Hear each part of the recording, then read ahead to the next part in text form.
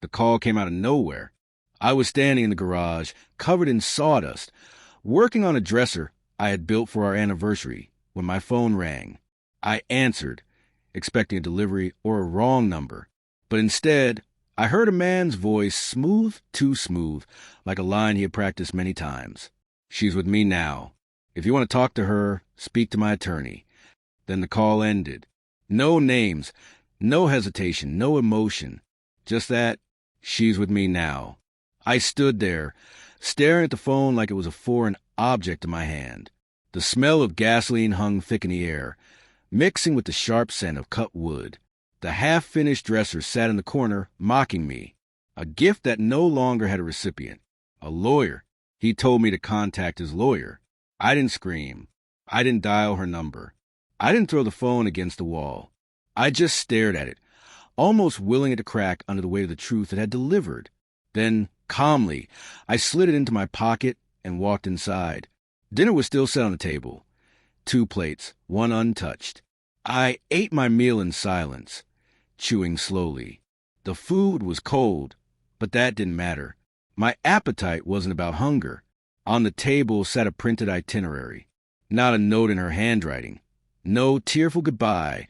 No attempt at an explanation. Just flight details, hotel reservations. 2 names, hers and his. A 5-night stay at a beachfront suite. The check-in date had already passed. Later, sitting in our bedroom, I held the paper under the dim sliver of light coming through the blinds. My thumb traced the edges. I wasn't trembling. Not yet. I memorized the reservation number, then lit a candle and watched the paper curl into ash in the sink. The flames seemed to mock me, dancing as they devoured every letter. That night, I slept on her side of the bed, not because I missed her, but because it felt colder there, more honest. I told no one, not her family, not mine, not our friends who would pretend to care while savoring the drama over wine. Instead, I went about my routine. Work, chores, silence. But behind that silence, I watched. She had never bothered to disable the shared cloud. Her tablet was still syncing automatically. She was emotional, careless with details. That's where I lived, in the overlooked details. Their messages were efficient, deliberate. Coordinated plans, matching tattoos, promises of forever. She had once promised that forever to me. 2 weeks before she left, I had noticed her wedding ring abandoned by the sink. She claimed her fingers were swollen. They weren't.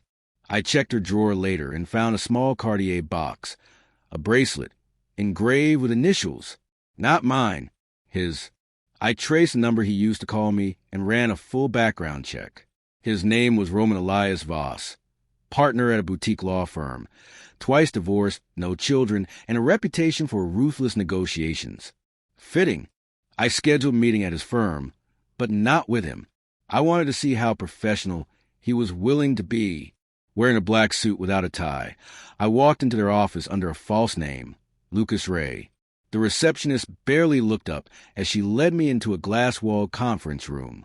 Inside, a young lawyer waited, nervous, clearly unprepared. He offered his hand. I didn't take it. "I'm here about your client." My wife. The color drained from his face as the temperature in the room seemed to drop. He fumbled through a file, revealing documents I wasn't supposed to see yet. A prenup breakdown, asset divisions, timelines. She had already filed, secretly. I wasn't aware you knew," he stammered. "I didn't," I replied softly. "Until now." 2 days later, I left an envelope on her nightstand. No confrontation. No argument. Just evidence. Printouts of messages, hotel security stills I'd acquired, email logs, and on top of it, a sealed manila envelope marked pregnancy DNA results. She hadn't told either of us yet that she was pregnant, but I knew. I'd found the test kit hidden behind the bathroom sink. I quietly collected strands of hair and a used toothbrush. She never noticed. When she returned 3 days later, she walked straight into the bedroom. She stood there silently for almost an hour, staring at the envelope. Finally, she opened it and sank to the floor as though her body could no longer support her. I watched from behind the doorway, not to gloat, but to remember. The child wasn't mine. It wasn't his either. 2 days after that, she packed what little she could and left. No fight, no explanations, no tears. She didn't know I had already secured everything. Closed joint accounts, transferred a house title solely to my name, and reported Roman's ethical violations to his firm. Roman was stripped of his partnership within a week, his reputation shattered. She, on the other hand, disappeared into a life she couldn't afford, some small apartment in another city. I deleted the shared calendars, blocked her number, and dropped the Cartier bracelet into a charity bin downtown. Someone else could write a new story with it, a story that didn't involve me. People say betrayal feels like being stabbed. They're wrong. It feels like clarity. And clarity is cold, just the way I prefer it.